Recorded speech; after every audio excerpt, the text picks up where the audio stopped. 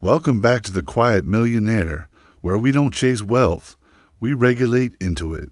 Let's begin right here, together. Stop for a moment. Let go of the phone. Unclench your jaw. Breathe in slowly, just one breath, deeper than the last. Hold it a second. Let it out. This is the pivot. The first move is always this simple, getting present enough to feel your own body. If your mind pushes back, that's normal. Years of urgency have trained it well. Ever notice how even rest feels like failure? Ever feel like slowing down is more terrifying than burning out? Ever wonder why urgency still runs your mornings, even when you know better? Today, we're not talking mindset. We're addressing what's underneath your money behavior. There's a cost no one likes to admit, always hustling to stay ahead. An undercurrent of worry greets you at breakfast. Your inbox is a minefield. Meetings double as self-justification. Even when you clock out, you're not safe. Your system stays primed, waiting for the next threat, the next demand. Wealth, as you've learned it, is permission to finally rest. But you never do. Here's what I want you to try. Notice the ache in your shoulders, the sense you're carrying too much, yet aren't sure how to put it down. That's not weakness. It is a sign you've never been allowed to feel safe and resourced, where nothing is demanded and nothing is taken. This is what lives beneath your ambition, the unspent tension. The reason real presence feels foreign, it doesn't have to be dramatic to be true. You already know this. The wealthy do not just earn with markets, they earn with calm. Everything changes once you learn. The discipline of nervous system safety. Today isn't about more strategy or speed. It's about building, slowly from this quieter place. Let that land. Here's the sabotage pattern. You normalize burnout.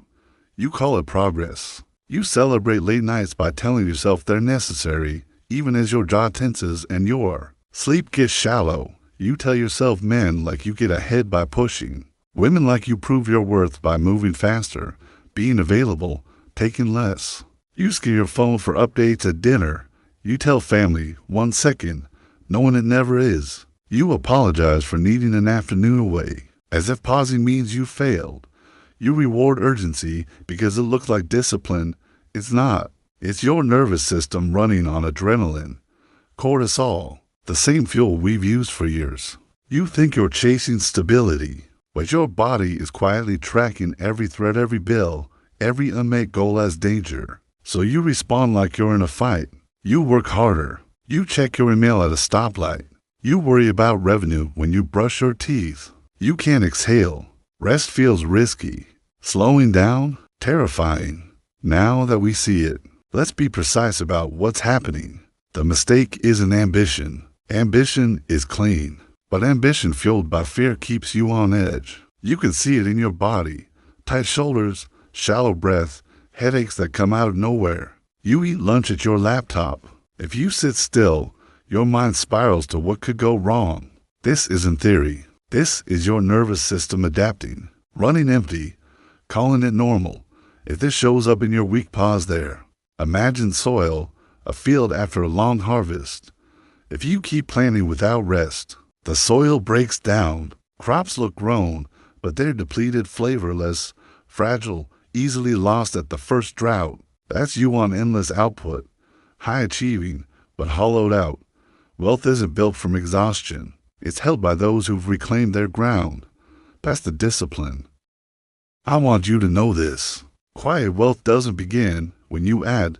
It begins when you anchor. Safety first. That's not comfort, not checking out. It's the decision to become stable before trying to grow. Imagine this. You wouldn't invest your entire net worth in a new venture if the roof was leaking. You don't scale a house built on uneven ground. Same with your nervous system.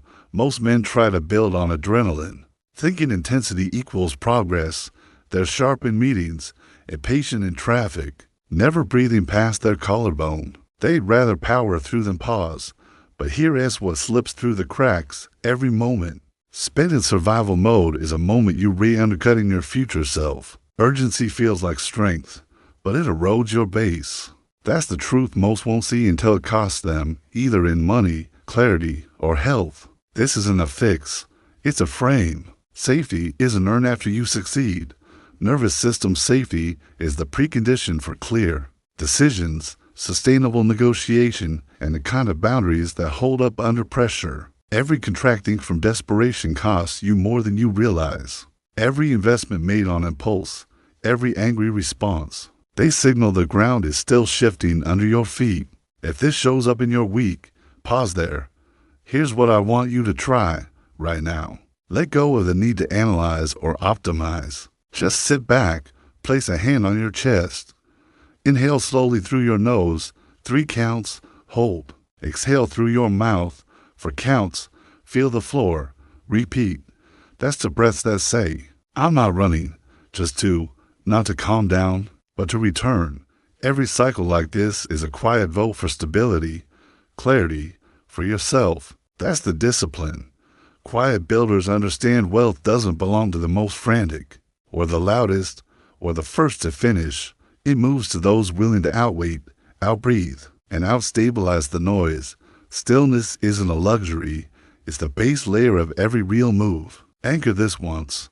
Repeat when it wobbles. You've been trained to chase. Every week, there's an opportunity. Every feed, a new urgency. Some of you close deals not because they fit your long-term plan, but because saying no feels like falling behind. That's the cost of wiring your worth to output.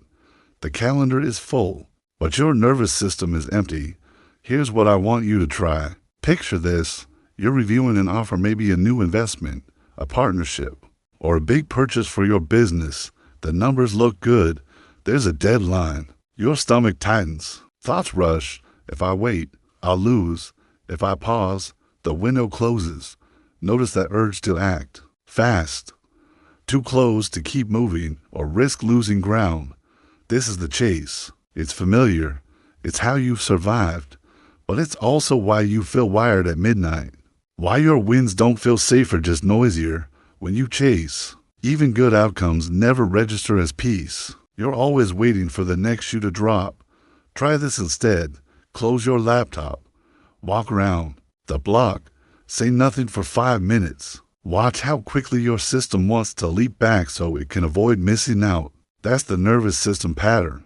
That's the loop. Now, let presence lead. Ask, if I had no fear of losing, if this dollar wasn't life or death, would I want this investment in my world? Try it again. Is this a response to urgency or an act of partnership with myself, with money? This isn't theory. This is your nervous system adapting. Every time you insert a pause before the decision, not after you build safety, not scarcity. If this shows up in your week, pause there. Over time, this is how you rewire. Less reflex, more reflection, less spiraling, more stewardship. Nobody will reward you for building this safety, but every dollar you partner with, instead of chasing, starts to work for you, not against you. That's the discipline. Let that land. Let's flip how you see rest. You've been trained to think rest is what you do after all the work is done, like a prize you finally earn, or worse. You treat it like a sign of weakness, something you apologize for, or sneak in when nobody's watching. But that doesn't build anything real. That mindset makes your rest an accident instead of an asset, makes you fragile when fatigue hits, and it turns every pause into a threat to your momentum. That's not how someone who's built sustainable capacity operates. Rest is a retreat. You're not slipping out of the fight.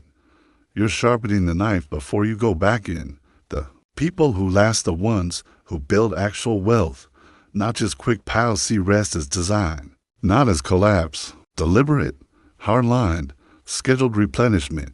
They build it into their structure so it can't be taken from them by surprise or by burnout. It's how you defend the castle, not how you abandon it.